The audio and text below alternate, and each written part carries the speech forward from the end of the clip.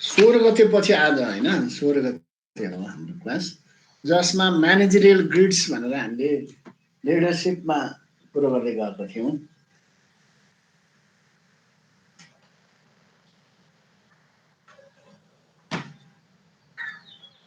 Leadership, quality of good leader,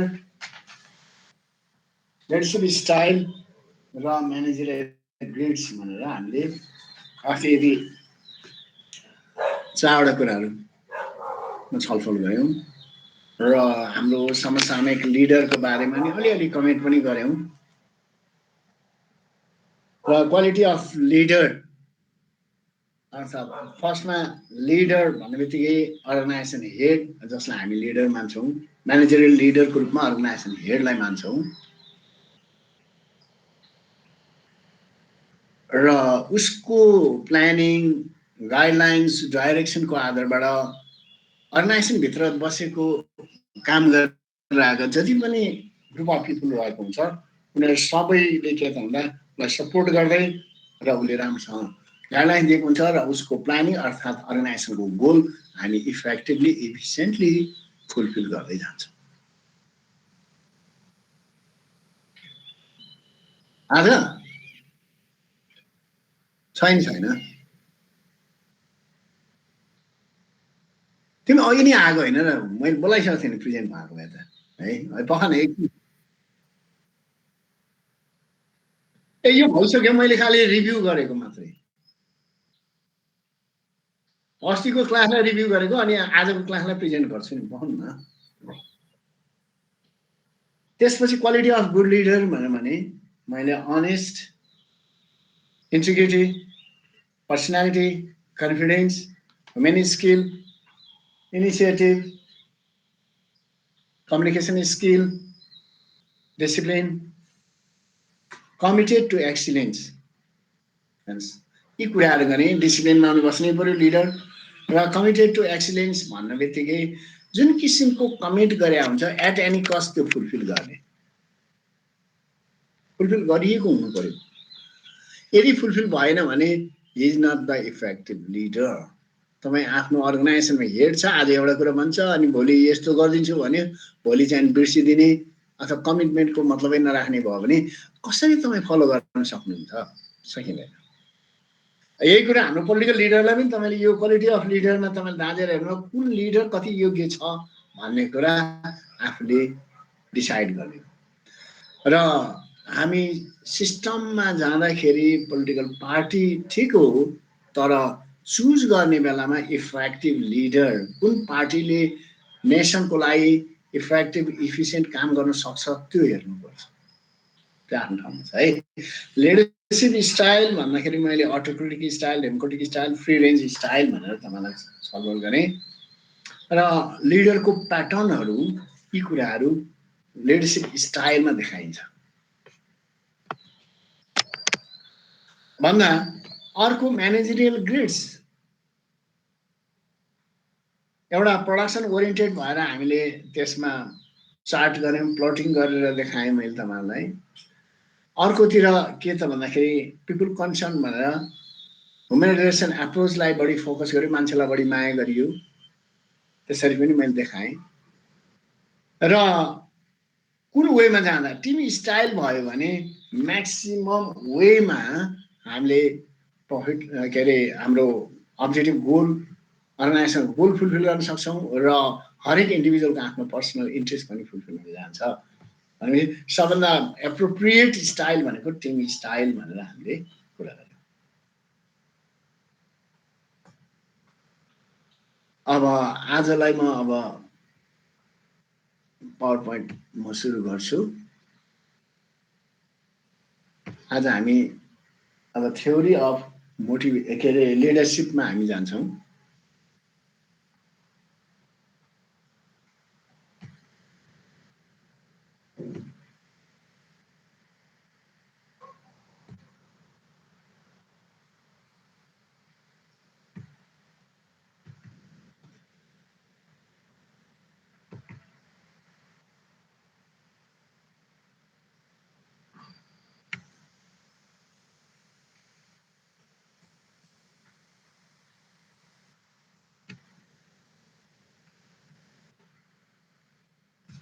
अब theory of leadership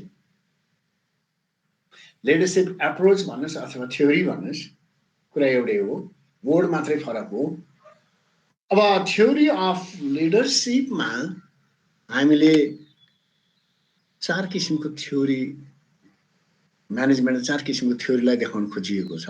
हाम्रो कोर्समा त्यसरी नै डिजाइन भएको छ, जसमा trait theory, behavioural theory, contingency theory र इन्टिग्रेटेड थ्योरी। आज हामी यो 4वटा थ्योरीको बारेमा कुरा गर्छौँ। र जहिले पनि लिडरसिप थ्योरी, मैले एप्रोच भनेर तपाईँलाई लेखेको छु, एप्रोच पनि त्यही हो, थ्योरी पनि त्यही हो। ट्रेड थ्योरीले के गर्छ भन्दाखेरि पर्सनको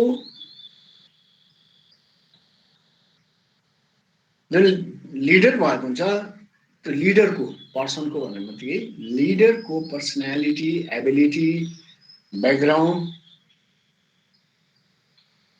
एटिट्युड, यी कुराहरू इन्डिभिजुअल पर्सनको उसको एबिलिटी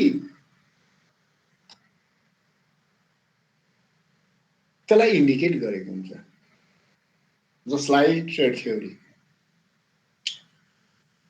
र त्यो एबिलिटी उसले पर्सनल ब्याकग्राउन्डबाट पनि ल्याएको हुनसक्छ, फिजिकल स्ट्रक्चरको आधारबाट पनि आउन सक्छ, नेचर अफ द अर्गनाइजेसनको आधारमा यो डिपेन्ड हुने कुरा हो। र उसको एबिलिटीबाट पनि उसले उसको पर्सनालिटी, उसको एबिलिटी, क्यापासिटी, क्यारेक्टरिस्टिक्स, हरेक कुराहरूले पर्सनको एबिलिटीमा अथवा लिडरसिपमा ठुलो रोल खेलेको हुन्छ। त्यही आधारबाट लिडरसिप डेभलप भएको हुन्छ, एउटा आधार, जसलाई हामी ट्रेड थ्योरी भनेर भन्छौँ। अर्को बिहेभियरल थ्योरी, लिडरको बिहेभियर कस्तो छ, पिपुल ओरिएन्टेड छ, टास्क ओरिएन्टेड छ। हामी म्यानेजरियल ग्रिडमा कुरा गऱ्यौँ, जहिले पनि काम गर्दाखेरि पिपुल प्लस टास्क यो दुईटैलाई फोकस गरेर लान सक्नुपर्छ भन्ने कुरो म्यानेजरियल ग्रिडले देखायो, टिम स्टाइल भनेर हामीले कुरा गऱ्यौँ। लिडरको बिहेभियर कस्तो किसिमको छ, उसको एक्सपिरियन्स कस्तो छ, एक्सपिरियन्सले के गर्छ त भन्दा उसको बिहेभियरलाई रिप्रेजेन्ट गरेर आएको हुन्छ, पिपल ओरिएन्टेड, टास्क ओरिएन्टेड। दोस्रो थ्योरी यो देखियो। अर्को कन्टिन्जेन्सी थ्योरी भनेर भनेको छ।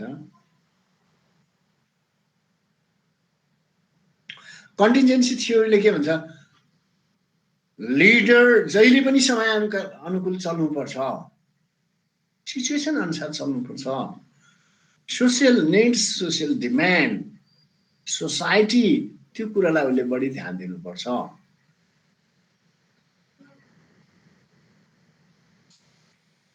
इन्भाइरोमेन्ट कस्तो छ त्यो अनुसार आफूलाई लिडरले आफूलाई आफैले चेन्ज गरेर, आफ्नो बिहेभियर चेन्ज गरेर त्यही अनुसारको उसले प्लानिङ गर्न पर्यो, जसमा डायरेक्टिभ, सपोर्टिभ, एचिभमेन्ट ओरिएन्टेड, पार्टिसिपेटिभ, सिचुएसन अनुसार आफूलाई ढाल्न सक्यो भने he or she will be the most successful leader.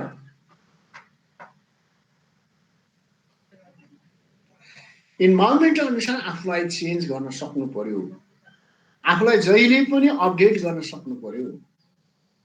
त्यसरी अपडेट गरिरहेछ भने त्यो लिडर मोस्ट सक्सेसफुल लिडरको रूपमा चिनिन्छ,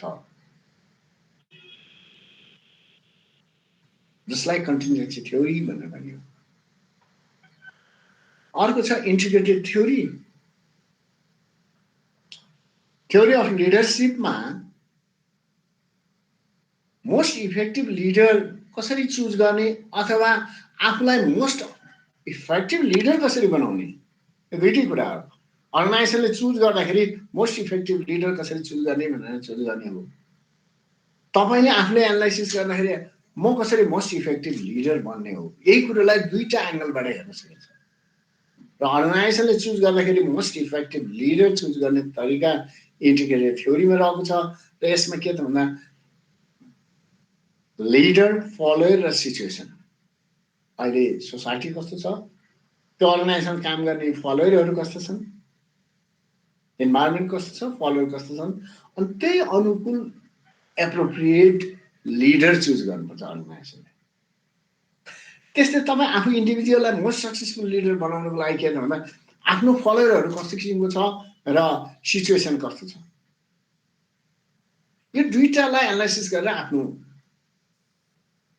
काम गर्ने क्षमता, पोलिसी, बिहेभियरमा चेन्ज गर्दै लैजाने। त्यसरी चेन्ज गर्दै लैजाँदाखेरि मोस्ट इफेक्टिभ लिडर चुज गर्न सकिन्छ। यसरी थ्योरी अफ लिडरसिप भन्दा यो 4 किसिमको थ्योरीहरू राखिएको छ, जसले हामी लिडर चुज गर्न अर्गनाइजेसनको लागि अथवा हामीले नेसनको लागि लिडर चुज गर्नलाई पनि यही कुरालाई हामीले एनालाइसिस गर्न सक्छौँ। थ्योरी पर्टिकुलरली कुनै एउटा ठाउँको लागि नभइकन सबै ठाउँमा हामीले यसलाई लिन सक्छौँ। यही आधारबाट हेर्दा आज हामी यसै विषयमा अलि डिटेलमा कुरा गर्छौँ। Theory of leadership. पहिलो, trait theory of leadership.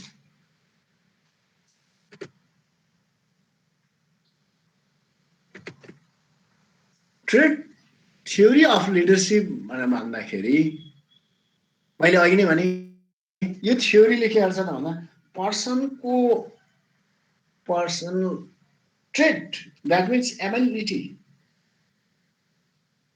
Personality, background, physical characteristic, intelligence, attitude, उसको behaviour, learning behaviour and maturity, यी कुराहरूलाई हामी फोकस गर्छौँ। ट्रेड भन्ने बित्तिकै इन्डिभिजुअल पर्सन, हामीले जसलाई लिडर चुज गर्छौँ त्यो लिडरको इन्डिभिजुअल एबिलिटी भन्नुहोस्, त्यो एबिलिटी उसको पर्सनालिटीबाट पनि आउन सक्छ, पर्सनालिटीलाई पनि हेरिएको हुन्छ, फ्यामिली ब्याकग्राउन्डलाई पनि हेरिएको हुन्छ, उसको शारीरिक बनोटको आधारबाट फिजिकल क्यारेक्टरिस्टिक्सलाई पनि हेर्न सकिन्छ। होइन, कुनै अर्गनाइजेसनको लिडर बनाउनु छ, एकदम छुट्टै राम्रो लुरै लाग्ने भयो भने पनि मान्छेले विश्वास गर्दैन, शारीरिक हिसाबमा पनि एकदम स्ट्रङ चाहियो। अब ब्याकग्राउन्ड भने मैले उसको फ्यामिली ब्याकग्राउन्डको कुरा गर्छु। बिजनेस अर्गनाइजेसनमा फ्यामिली ब्याकग्राउन्डको ठुलो रोल हुन्छ। पोलिटिकल अर्गनाइजेसनमा त हुन्छ भने बिजनेस अर्गनाइजेसनमा नहुने भन्ने कुरै भएन। जस्तो कि पोलिटिकल अर्गनाइजेसनमा हाम्रै नेपालमा नि अलि अगाडि कोइराला फ्यामिली भनेर भनियो, इन्डियामा गान्धी फ्यामिली भनेर भनियो अलि अगाडि, अमेरिका जस्तो डेभलप सोसाइटीमा त, डेभलप कन्ट्रीमा त फ्यामिली ब्याकग्राउन्डको ठुलो रोल छ पोलिटिकल लिडर ग्रुपमा। अब यो के हो भन्नुहुन्छ भने उसको पर्सनालिटी, उसको एबिलिटी, उसको फ्यामिली ब्याकग्राउन्ड, उसको इन्टेलिजेन्सीको आधारबाट अर्गनाइजेसनको लिड गर्न सक्ने हुन्छ। उसको म्याच्युरिटी कस्तो छ, उसको बिहेभियर कस्तो छ, एटिट्युड कस्तो छ, त्यसमा भन्नुपर्छ हरेक कुरा। यी चिजहरू व्यक्तिको क्यारेक्टरिस्टिक्स,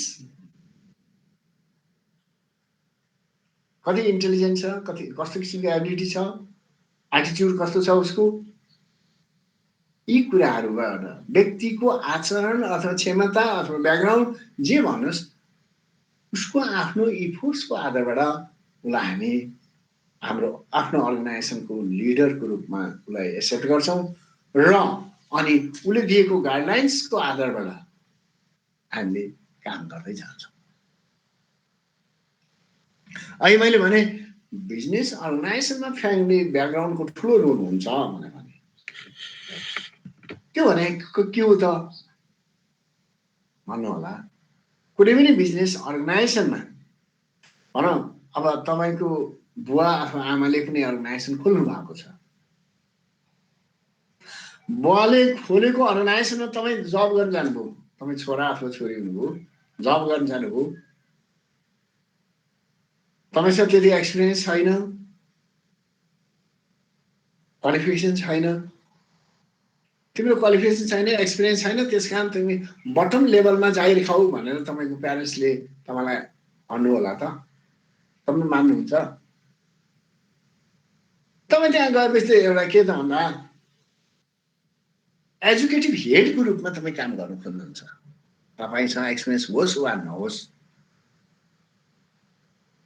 तपाईँ त मालिकै भएर काम गर्नुहुन्छ। किन भन्दा तपाईँको प्यारेन्ट्सले खोलिदिएको अर्गनाइजेसन हो। मेरो बुवाले खोलिदिएको, त्यस कारण म यसमा गार्डमा काम गर्छु, होइन म यसमा के त भन्दा चिया पकाउने ठाउँमा बसेर काम गर्छु तपाईँले भन्नुहुन्छ र? मसँग क्षमता छैन, एक्सपिरियन्स छैन, त्यस कारण म तल्लो तहमा काम गर्छु कसैले पनि भन्दैन। ऊ अटोमेटिकली ऊ माथिल्लै पोस्टमा बस्छ।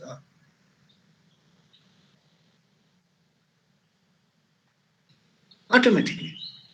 किन भन्दा उसको प्यारेन्ट्सले खोलिदिएको अर्गनाइजेसन हो, फ्यामिली ब्याकग्राउन्डको आधारबाट ऊ भयो।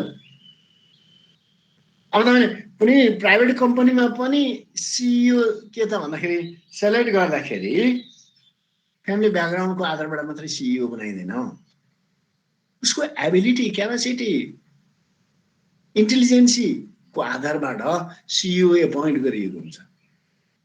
हो अर्गनाइजेसनको हेड, बोर्ड अफ डाइरेक्टर अथवा चेयरम्यान फ्यामिली ब्याकग्राउन्डबाट बसेको छ भने पनि अर्गनाइजेसन रन गर्नलाई चिफ एजुकेटिभको रूपमा के त भन्दा क्यापेबल मान्छेलाई नै हामी चाहन्छौँ। त्यो क्यापेबल भनेको उसको आफ्नो इन्टेलिजेन्सी, उसको एबिलिटी, म्याच्युरिटी, यी सबै कुराहरूबाट लिडरसिप डेभलप भएको हुन्छ। व्यक्तिको आफ्नो क्षमताको आधारबाट डेभलप भएको हुन्छ। मैले दुई किसिमबाट इन्टरप्रेट गरेँ, एउटा फ्यामिली ब्याकग्राउन्डको आधारबाट, एउटा उसको एबिलिटीको आधारबाट, क्यापेसिटीको आधारबाट, इन्टेलिजेन्सीको आधारबाट, म्याच्युरिटीको आधारबाट।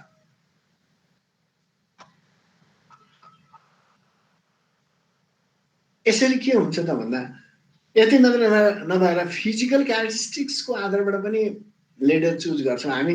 कुनै पनि अर्गनाइजेसन हेड बनाउनलाई लुरे लाङ्रे भयो भने मान्छेले विश्वासै गर्दैन। शारीरिक एकदम तन्दुरुस्त पनि हुनु जरुरी छ। हो इन्टेलेक्चुअल आधारबाट उसले राम्रो गर्न सक्छ, तर as a adviser role play गर्दा ऊ एकदम इफेक्टिभ सक्षम हुन्छ। तर एजुकेटिभ हेडको रूपमा हुँदा फिजिकल क्यारेक्टरिस्टिक्सलाई पनि हामी जोड दिन्छौँ, हेर्छौँ।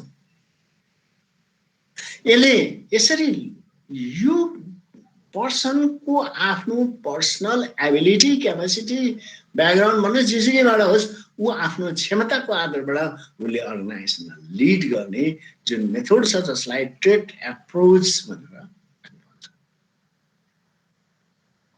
र उसले के गर्छ त एचिभमेन्ट ड्राइभ, अर्गनाइजेसनको गोल के हो त्यो गोल उसले एट एनी कस्ट फुलफिल गर्नको लागि उसले आफ्नो फलोअरहरूलाई ड्राइभ गर्छ, आफ्नो फलोअरहरूलाई मोटिभेट गर्छ। ऊ आफू अनेस्ट भयो र इन्टिग्रिटी भनेपछि सबैलाई समेट्ने खालको भयो। यो मेरो परिवारको हो, यो मेरो पार्टीको हो भनेर नछुट्याइकन सबैलाई के त भन्दा चाहे त्यो विरोधी होस् चाहे जेसुकै होस् सबैलाई समेटेपछि के हुन्छ अन्तत सबै टिम स्पिरिटमा सबै जान्छ। इन्टिग्रिटी क्षमता पनि उसँग हुनु पर्यो, सेल्फ कन्फिडेन्स हुनु पर्यो र कुनै पनि आइडिया हुनु पर्यो र उसले लिएको डिसिजन स्ट्रङ हुनु पर्यो, उसमा कन्फिडेन्स हुनु पर्यो काम गर्नलाई, इन्टेलिजेन्स पनि हुनु पर्यो, सबैलाई समेट्ने एउटा कग्निटिभ एबिलिटी हुनु पर्यो र अर्गनाइजेसनको बारेमा राम्रोसँग नो-हाउ, थ्योरी एन्ड प्र्याक्टिकली दुवै अर्थबाट ऊमा नलेज अफ द बिजनेस उसँग स्ट्रङ क्यापेबिलिटी हुनु पर्यो र आफूलाई आफैले मोनिटरिङ गर्न सक्ने क्षमता पनि हुनु पर्यो। Self monitoring personality, self monitoring personality that means feedback लिएर आफूलाई जहिले पनि अपडेट गर्न सक्नु पर्यो। Then after he will be the most effective leader. आफूलाई अपडेट गर्न सकेन भने त्यो आज एकदम राम्रो हुनसक्छ, फेलियर हुनसक्छ। लास्ट इयर भनौँ अहिले हाम्रो प्रधानमन्त्री एकदम 2/3 बहुमतको प्रधानमन्त्री भनेर एकदम फुर्तीका साथ सबले भनेका थिए, मानिरहेको थिए। आफू पनि हेर आफूलाई एकदम सुप्रिम प्राइम मिनिस्टर भनेर आफूलाई भनिरहेको थियो। अहिले हेर्नुहोस् त अदालतमा गएर मुद्दा खेल्नु पर्यो, संसदमा पार्लियामेन्टमा गएर विश्वासको मत लिन खोज्दा आवश्यक बहुमत प्राप्त भएन। 2/3 भनेको आवश्यक बहुमत प्राप्त नहुने हो र भनेपछि आफूले आफूलाई अपडेट गरेर आफ्नो फलोवर्सहरूलाई, आफू मुनिका लिडरहरूलाई, सांसदहरूलाई समेट्न सक्नु भएन। सोझो अर्थमा भन्ने हो भने यदि इन्फ्लुएन्समा पारेको भए त उहाँले जे भन्यो त्यही कुरो मान्दै गएको भए त इफेक्टिभ इफिसियन्सी बढ्दै जान्थ्यो।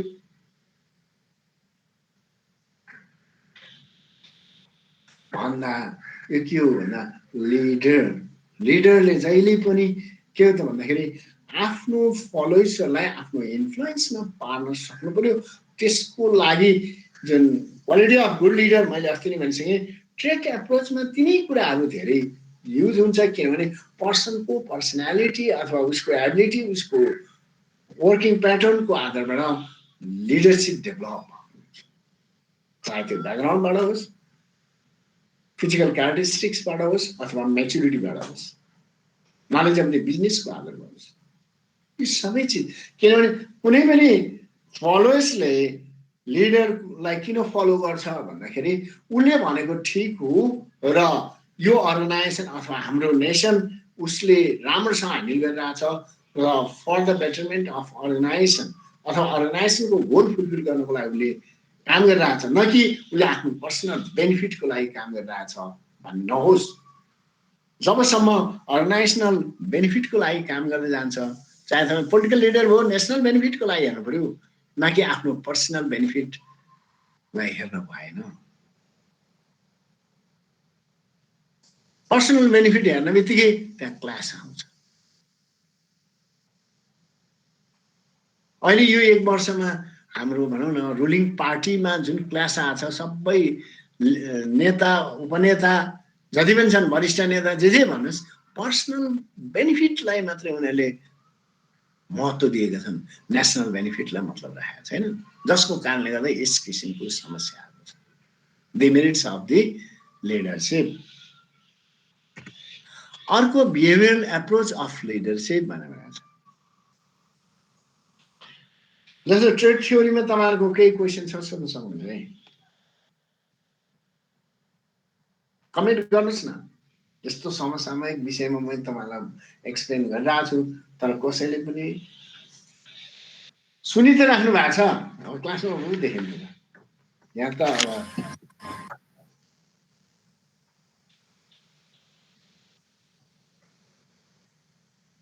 दिपेश एज अ लिडर सिआरको हैसियतले सोधिरहेको छु, के छ यसमा केही कमेन्ट छ? रेतु, यु आर द सिआर, तिमीले त कमेन्ट गर्छौ ल भन। ऋतु के भयो, तिम्रो माइक बिग्रियो कि के भयो? तिमीले बोल्दाखेरि तिम्रो आवाज भन्दा स्वाई आवाज धेरै ठुलो आयो, त्यसैले क्लियर आवाज आएन।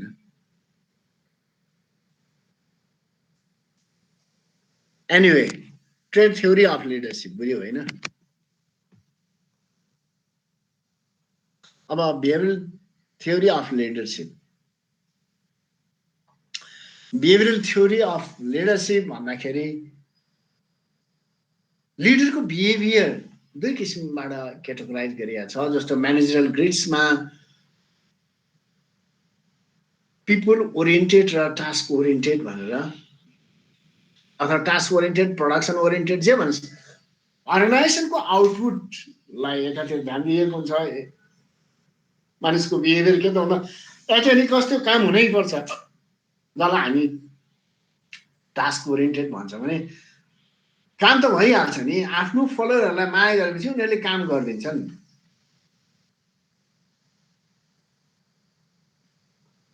आफ्नो फलोअरहरूलाई बढी विश्वास गर्ने, माया गर्ने, उनीहरूलाई सुविधा दिने, उनीहरूको हितलाई काम गर्ने, पिपुल कन्सर्न, टास्कलाई ध्यान दिएन, पिपुललाई मात्र ध्यान दियो भने क्लब स्टाइल हुन्छ भनेर मैले अस्तिको क्लासमा तपाईँलाई म्यानेजर ग्रेड्समा देखाएँ। हाम्रो प्रोग्रेस नहुन पनि सक्छ, हुँदैन भन्ने होइन।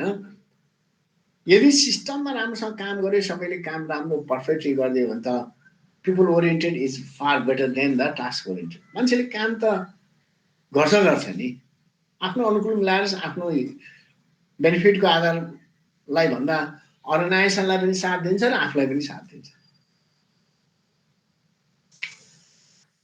र पिपुल कन्सर्न ओरिएन्टेड अथवा पिपुल ओरिएन्टेड लिडर भयो भने आफ्नो फलोअरहरूलाई बढी फोकस गर्छ, एउटा आधार। अर्को चाहिँ टास्क ओरिएन्टेड भयो भने उसले कामलाई फोकस गर्छ। तिमीलाई यहाँ किन राखिएको भन्दा काम गर्नलाई राखिएको, काम गर।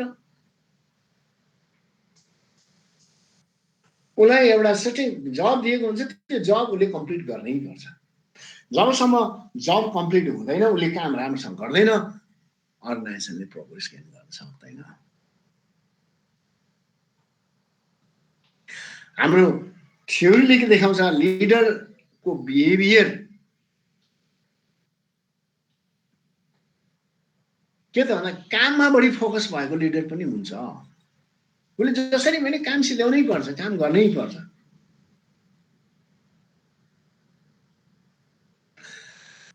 डेभलप अर्गनाइजेसनको कुरालाई बढी आधार बनाइयो भने के त टास्क ओरिएन्टेड लिडर चाहिँ नि भएकोलाई नै त्यो अर्गनाइजेसनले राम्रोसँग डेभलप गर्यो। अब नेसनलाई हेऱ्यो भने इकोनोमिक ग्रोथ भयो के कसरी त भन्दा टास्क ओरिएन्टेडलाई बढी फोकस गरियो। काम जसरी नै हुनुपर्छ, सुरुको कुरा है, हेर्नुहोस् स्टार्टिङमा कामलाई बढी फोकस गर्यो, राम्रोसँग काम गर्यो, अनि त्यसपछि पिपुल ओरिएन्टेड भन्नुहोस्, जसमा हामीले लेसेस फायर भन्यौँ, अटोनोमी पूर्ण रूपमा दिएर उनीहरूलाई काममा लगाउनुहोस्, उसले मजासँग काम गर्छ। जस्तो अहिले हाइली डेभलप कन्ट्रीहरू लेसेस फायरको पोलिसी उनीहरूले अप्नाइरहेको छ। किन भन्दा मान्छेले काम त पहिला गर्नै पर्यो, काम गरिसकेपछि अनि त्यसपछि बेनिफिट लिने हो। अब अन्डर डेभलप कन्ट्री लाइक नेपाललाई हेऱ्यो भने, हाम्रो देशलाई हेऱ्यो भने, हाम्रोमा के छ भन्दाखेरि पिपुल ओरिएन्टेड क्लब स्टाइल छ। काम भनेको हुँदै गर्छ, काम त भइहाल्छ नि, अहिले भइएन भने भोलि गर्ने, म्याथ थप्ने, पहिला सुविधा दिनु पर्यो। सुविधा भइगयो भने काम त व्यक्ति धनी भएपछि त देश त्यसै धनी भइहाल्छ नि। सबै व्यक्तिलाई सुविधा दिउँ, काम गर्दै गरौँला। काम गर्न हामीले भएन भने इन्डियाबाट मान्छे ल्याउनु नि त, के भयो त, उनीहरूले काम गरिहाल्छ नि। मैले छिमेकी देशबाट इन्डियालाई भने है, हाम्रो सोसाइटीमा हेऱ्यो भने इन्डियनहरूले आएर त्यही काम गर्दाखेरि उनीहरू एकदम झर्को नमानिकन काम गरिरहेको हुन्छ। हाम्रो नेपालीहरू के त भन्दाखेरि आफ्नो देशमा काम गर्न लाज लाग्छ, अनि अरबिन मुलुकमा गएर दास भएर दासत्व जीवन यापन गर्छ। हाम्रो सोसियल स्ट्रक्चर त्यस्तो छ। अब यस्तो किसिमको सोसियल स्ट्रक्चर भएको बेलामा थ्योरिटिकली हेऱ्यो भने अहिले हामी टास्क ओरिएन्टेड र पिपुल ओरिएन्टेड दुई किसिमको कन्सेप्ट ल्यायौँ हामीले। यहाँ कस्तो किसिमको लिडर आवश्यक छ त हामीलाई, टास्क ओरिएन्टेड लिडर अथवा पिपुल ओरिएन्टेड लिडर? अहिलेको सिनेरियोमा इकोनोमी डेभलप गर्ने हो भने हामीलाई टास्क ओरिएन्टेड आवश्यक छ। एट एनी कस्ट काम गर्नु पर्यो, म्याथ थप्ने होइन, काम गर्नु पर्यो, काम सिध्याउनु पर्यो, दिएको टाइममा काम सिध्याउनु पर्यो। हाम्रो त सोसियल स्ट्रक्चर, गभर्मेन्टको अर्गनाइजेसन जे भन्नुहोस्, म्याथ थप्न मात्रै माहिर छौँ हामी।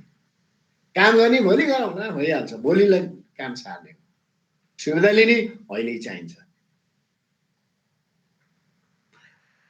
हामी त्यसरी गइरहेछौँ।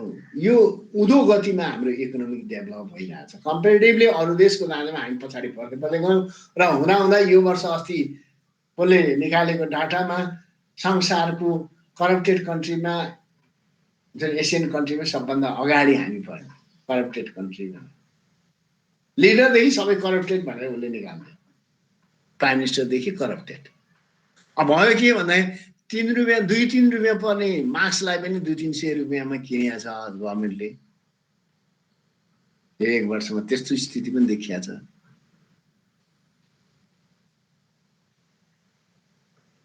मैले अहिले सर्जिकल मास्कको कुरा गरेँ किनभने मास्क अहिले जरुरी छ। किन भन्दाखेरि मास्क नलागेर बाहिर हिँड्न नपाउने, सबैलाई मास्क चाहिने, गभर्मेन्टले किन्दाखेरि नै त्यसरी किनेको छ भनेपछि त डेफिनेटली त्यहाँ करप्सन भएको छ। अनि विरोध गरेपछि अलिकति यताउता गर्यो, भित्रभित्रबाट पैसा सबै तिर्यो, सामान ल्याएन, पैसा खायो, बाँडफाँड गर्यो, त्यस्तो स्थिति पनि छ। भोलि त्यही करप्सनकै कारणले गर्दा भागभन्डा मिलेन, भागभन्डा नमिलेर नेताहरू, उपनेताहरू, वरिष्ठ नेताहरू सबै के त भन्दा आफ्नो आफ्नो दुनो सोझाउनतिर लाए। यो करप्टेड भयो, आफूले मात्रै खायो भन्दै कराउँदै चिच्याउँदै हिँडे। हामी देखेका छौँ यो 1 वर्षमा हाम्रो लिडरहरूमा पनि त्यस किसिमको बिहेभियर देख्यौँ। त्यो बिहेभियर भनेको त आफू बीच झगडा गर्नु भनेको त कस्तो भने कुकुरको बथान केही खान पाउँदा मिलेरै बसिरहन्छ चुपचाप लाएर, अनि कसैले एउटा हड्डी फालिदियो भने सबै कराउन थाल्छ, झगडा गर्न थाल्छ, यहाँ घुर गर्छ। त्यही सिचुएसन हामी यहाँ देखिया छ। फेरि अन्यथा नसोच्नु होला, किन भन्दा गभर्मेन्टमा बसेको रुलिङ पार्टीको क्रिटिसाइज गर्यो त्यो नभन्नु होला। मैले पार्टी विशेषमा नभने व्यक्ति विशेषमा कुरा गरेँ। इफेक्टिभ लिडर सिचुएसन अनुसार जानु पर्यो। अहिलेको सिचुएसनमा नेपालको इकोनोमिक ग्रोथ गर्नु पर्यो। प्लानिङ त हाम्रो प्रधानमन्त्रीले धेरै प्लानिङ गर्नुभएको छ। उहाँले रेलमार्ग, जलमार्ग, यातायातको क्षेत्रमा त्यस्तो किसिमको कुराहरू गरिराख्नु भएको छ र काम पनि एकदम राम्रो राम्रो कामहरू गरिराख्नु भएको घोषणा गरिन्छ। अब म्याद थप्दै थप्दै थप्दै हाम्रो मेलम्चीको प्रोजेक्टलाई भन्नुहोस् न, 57 सालदेखि 77 साल पुर्यायो, 78 साल होइन, 77 सालको इन्डमा 20 वर्ष पछाडि उहाँले उद्घाटन गर्नुभयो, जबकि त्यो प्रोजेक्ट 7 वर्षको थियो। मान्छे ल्याउनु भयो, उहाँले उद्घाटन गर्नुभयो भनेपछि उहाँले ल्याउनु भयो, एकदम राम्रो काम गर्नुभयो। उहाँले के त भन्दाखेरि भ्यालीबाट तराई जाने अथवा भ्यालीबाट चीनसँग जोड्ने रेलमार्गको घोषणा गर्नुभयो, काठमाडौँ उपत्यकामा मेट्रोको घोषणा गर्नुभयो। घोषणा मात्रै गरेर के गर्ने, मैले घोषणा पाएँ भने मङ्गल ग्रहमा नेपालको भूभाग त्यहाँ किनेर अनि संसारलाई रुल गर्ने, देश संसारको सबभन्दा शक्तिशाली राष्ट्र बनाउने नेपाललाई भनेर घोषणा गरेर मात्रै हुन्छ र? अमेरिकनहरूलाई नेपालमा दास बनाउने, हामी त्यति शक्तिशाली बन्ने ल घोषणा गर्ने। घोषणाले मात्रै हुन्छ र, काम हुनु पर्यो। काम गर्नको लागि टास्क ओरिएन्टेड लिडर हुनु जरुरी छ, कुराले मात्रै होइन। काम गर्नु पर्यो, काम गरेर देखाउनु पर्यो। अब आफू बीच एकता भएन, एकता नभएपछि काम गर्न गाह्रो हुन्छ। एक्लैले काम गर्दा केही पनि हुँदैन। हेर्नुहोस्, कुनै पनि अर्गनाइजेसनमा अर्गनाइजेसन हेड एक्लैले काम गरेर हुने हो र अर्गनाइजेसनभित्र ग्रुप अफ पिपल जति इन्भल्भ हुन्छ सबैको बिचमा इन्टिग्रिटी हुनु पर्यो र सबैले मिलेर काम गर्नु पर्यो, अनि मात्रै प्रोग्रेस हुन सक्छ, अदरवाइज फेलियर हुन्छ। त्यसको लागि के त भन्दा सुरुमा काम सिस्टमेटिकली डेभलप गर्नलाई टास्क ओरिएन्टेड लिडर आवश्यक पर्छ। अब यही कुरालाई लिएर कन्टिन्जेन्सी थ्योरी भनेर जान्यो। कन्टिन्जेन्सी थ्योरीमा के छ? Situational theory. It's depend upon the situation भन्छ। यो सिचुएसनमा डिपेन्ड हुन्छ। जस अनुसार डायरेक्टिभ, सपोर्टिभ, पार्टिसिपेटिभ, एचिभमेन्ट ओरिएन्टेड भनेर हुन्छ।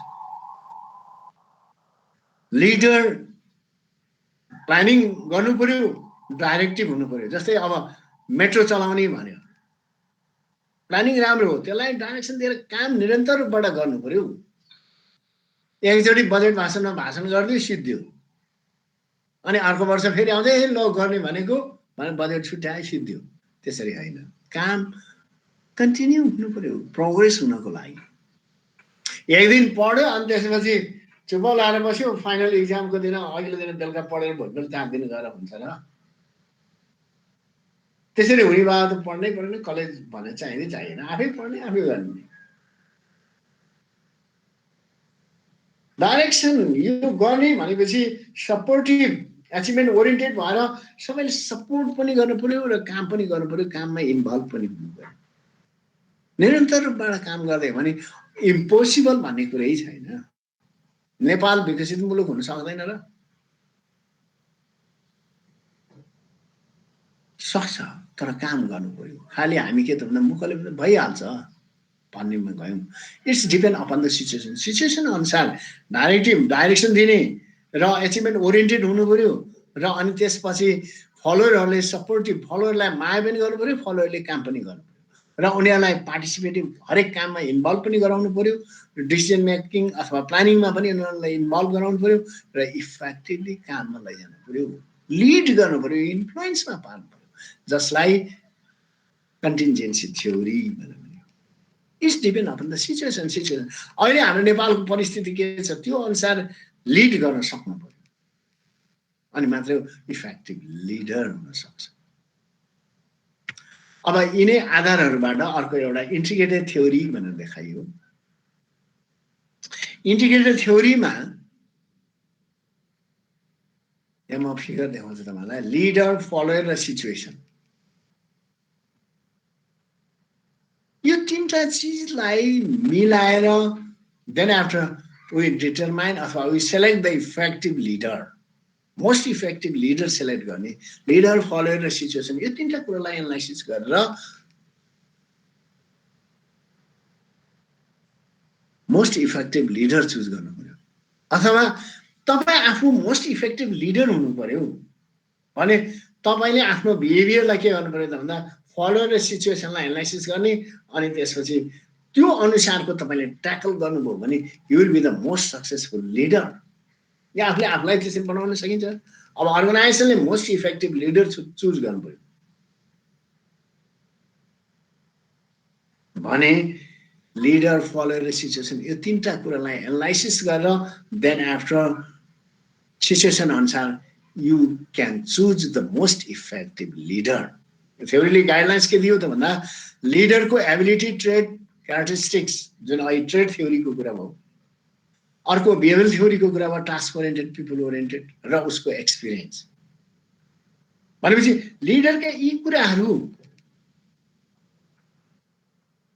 सबै एनालाइसिस गर्नु पर्यो हामीले लिडर चुज गर्नुको लागि। Most effective leader, determine the effective leadership style भनेर यहाँ जुन देखायो, choose the most effective leader. How to choose भन्दाखेरि लिडरको ability, trait, characteristics, task oriented, people oriented र अनि उसको एक्सपिरियन्स, यी कुराहरूलाई ध्यान दिनु पर्यो। ट्रेडमा उसको पर्सनालिटी, एबिलिटी, ब्याकग्राउन्ड, इन्टेलिजेन्सी,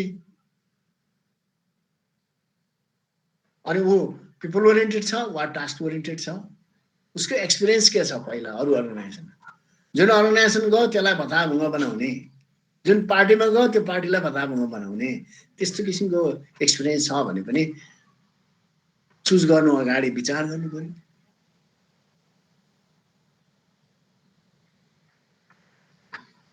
यसरी के त भन्दा लिडरका यी कुराहरूलाई एनालाइसिस गर्नु पर्यो। त्यस्तै फलोअरको एबिलिटी के छ, उनीहरू काम गर्ने, काम भनेपछि आफूलाई भन्दा बढी प्रिफरेन्स दिन्छ, अर्गनाइजेसनलाई बढी प्रिफरेन्स दिन्छ कि होइन, काम भने गर्दै गरौँला, म्याद मात्रै थप्ने हो, भोलि गरौँला, फेरि भोलिपल्ट सोध्यो, ल मैले त भोलि गरौँला भने आज गर्ने हो त, भोलि त आज कहिले पनि हुँदैन, त्यस्तो खालको बिहेभियर छ कि।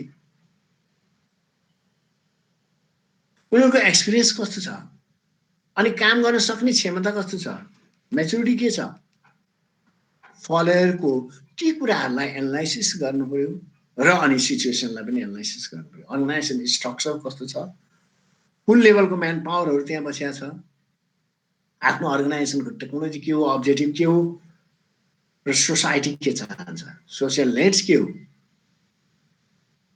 हामी सोसाइटी भन्दा बाहिर गएर पनि कुनै पनि काम आफू एक्लैले गर्छु भनेर जतिसुकै फुर्ती गरे पनि नहुन सक्छ। बलवान भएर हामी पुराणहरू हेऱ्यो भने रावणमा राम भन्दा रावण त कति शक्तिशाली, तर अन्त त मारियो नि। राम त जङ्गल हिँडेको एउटा सामान्य मान्छे भएर आफ्नो हिँड्दाखेरि आफ्नो परिवारलाई पनि प्रोटेक्ट गर्न नसकेको अवस्था थियो। तर अन्ततः के भयो त भन्दा रावण पनि मारियो। कसको हातबाट? रामकै हातबाट। भन्दा मैले भन्न खोजेको के भने आफू अहिले पावरमा छु जे गरे पनि हुन्छ भनेर लिडरले त्यसरी त्यो सोच्यो भने पनि त्यो पनि फल डाउन हुन्छ। त्यसैले situation, external environment, that means society, त्यसको आधारबाट आफूलाई अपडेट गर्न सक्यो भने त्यो लङ रनसम्म ऊ इफेक्टिभ इफिसियन्ट हुन सक्छ। त्यसरी लङ रनमा जानको निमित्त इफिसियन्सी डेभलप गर्नको लागि तपाईँ इफेक्टिभ इफिसियन्ट हुनको लागि आफूलाई अपडेट गर्न सक्नु पर्यो। आफ्नो हिसाबमा आफूलाई मोस्ट इफेक्टिभ लिडर चुज गर्नलाई फलोअर र सिचुएसनलाई एनालाइसिस गर्नु पर्यो र आफ्नो बिहेभियर चेन्ज गर्दै जान सक्नुभयो भने then you will be the most successful leader. अथवा तपाईँले चुज गर्नु पर्यो, तपाईँको कम्पनीमा राम्रो सिइओ चुज गर्नु पर्यो भने लिडरको बिहेभियर, उसको एबिलिटी, अनि आफ्नो अर्गनाइजेसनमा फलोअरहरूको मेच्युरिटी र अनि आफ्नो अर्गनाइजेसन स्ट्रक्चर अथवा इन्भाइरोमेन्ट, अब्जेक्टिभ, टेक्नोलोजी, ती सबै कुरालाई म्याच खाने बेस्ट क्यापेबल व्यक्तिलाई तपाईँले सिइओमा चुज गर्नुभयो भने तपाईँको अर्गनाइजेसनले प्रोग्रेस गेन गर्छ। त्यसै एट एनी कस्ट अर्गनाइजेसनल डेभलपमेन्टको लागि जुन किसिमको काम गरिन्छ यही हिसाबमा हामीले यी कुराहरू गर्छौँ। बुझिन्छ? ल आजलाई यति गरौँ है।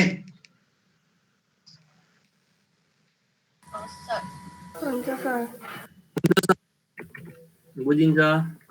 राम्रो पढाउनु भयो सर, इन्ट्रेस्टिङ भयो क्लास। अब कमेन्ट गर्दै जानुहोस् है।